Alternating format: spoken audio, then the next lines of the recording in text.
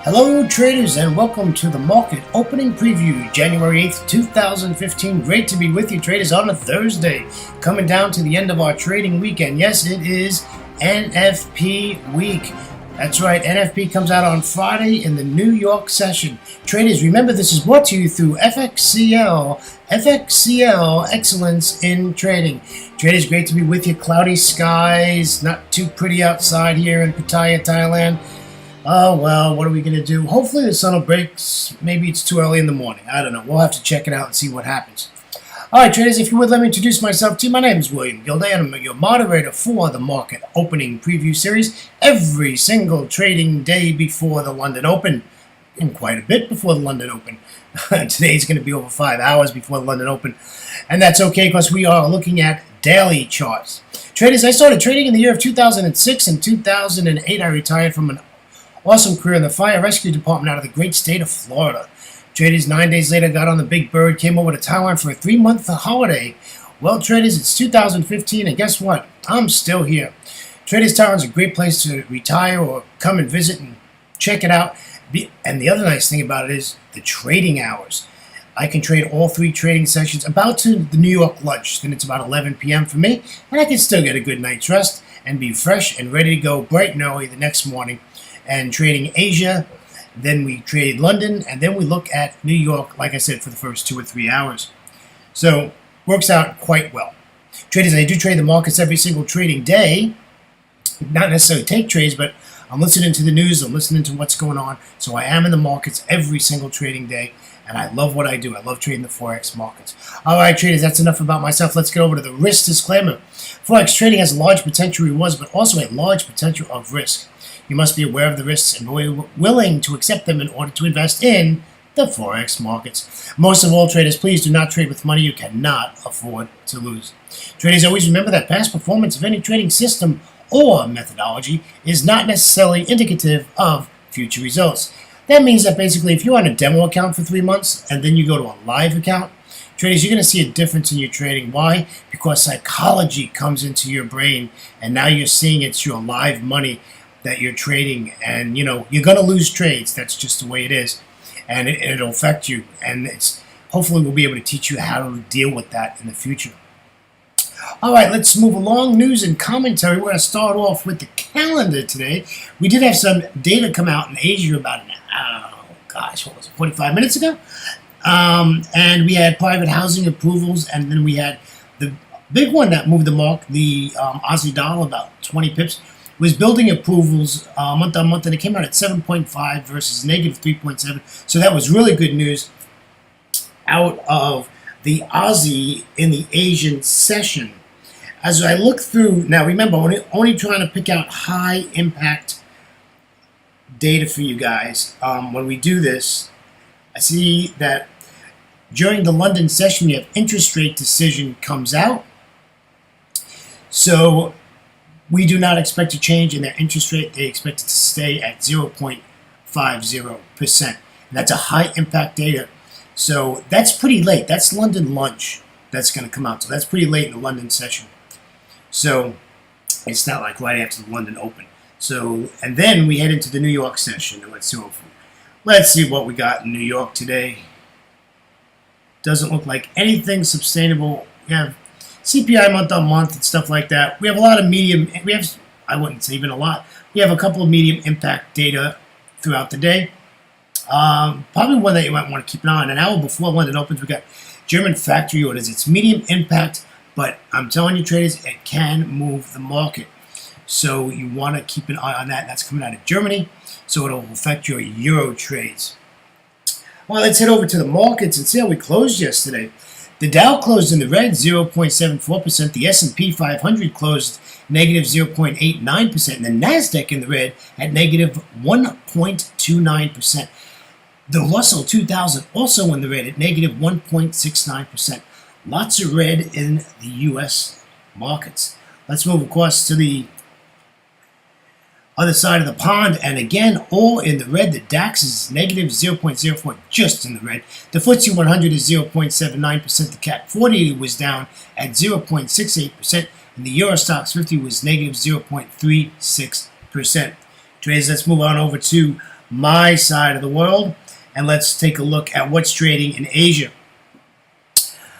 All right, so the Nikkei 225 closed at negative zero. Is currently trading at negative 0.24%. The S&P ASX 2000 out of Sydney is negative 0.61%. The Shanghai, which has not opened yet, so this is the close at 0.07%. The Hang Seng, which is not open yet, is at negative 0.99%.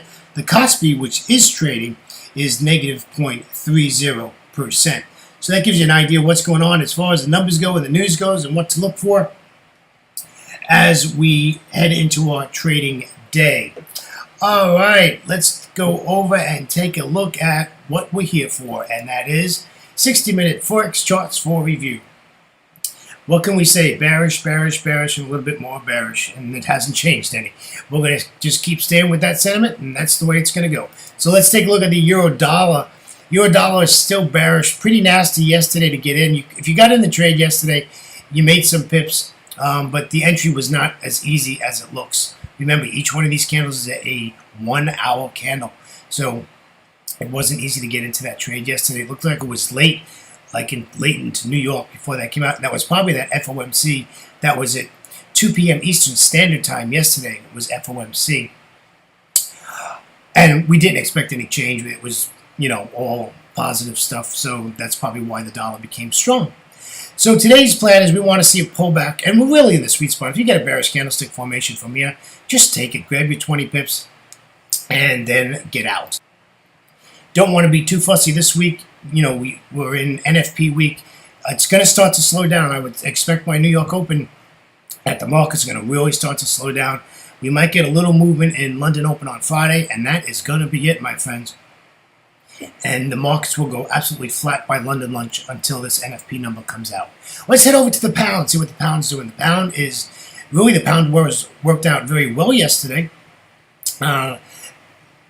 And then in New York came back up again. So our entry did work yesterday.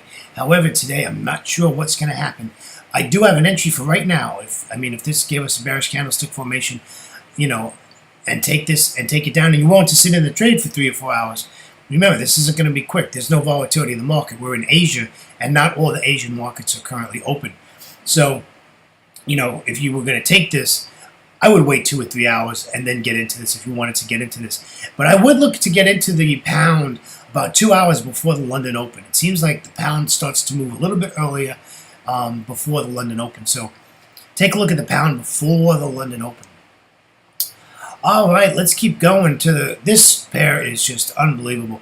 This is the Aussie dollar 60-minute chart. Each candle is 1 hour, and that big candle is building approvals that just came out in the Aussie session as I was taking these slides, and you can see how sideways it's been. It jumped down, and now it's popped back up again.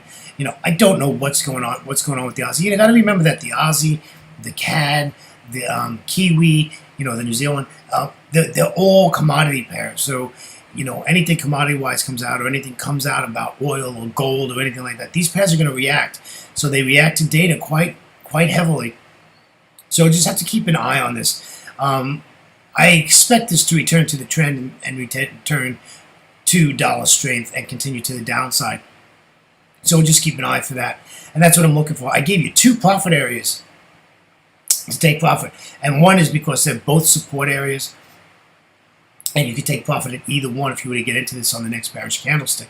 Well, anything below the 50%. And then at the 38.2, I'd probably scale out. And then again at the 23.6, I would scale out. And if you want to let it run and go, let it run and go all the way down to 30, 34, and see if you can get down all the way down there to the bottom at support. Look, that's way down at support. That's a lot of pips away. I don't think we're going to get that many pips today. Like I said, if you can grab your 15 or 20 pips, I think you're doing dandy in that mode. All right, traders, let's go over to the Euro Aussie. This is a really crazy move here. This is at support, and it's bouncing.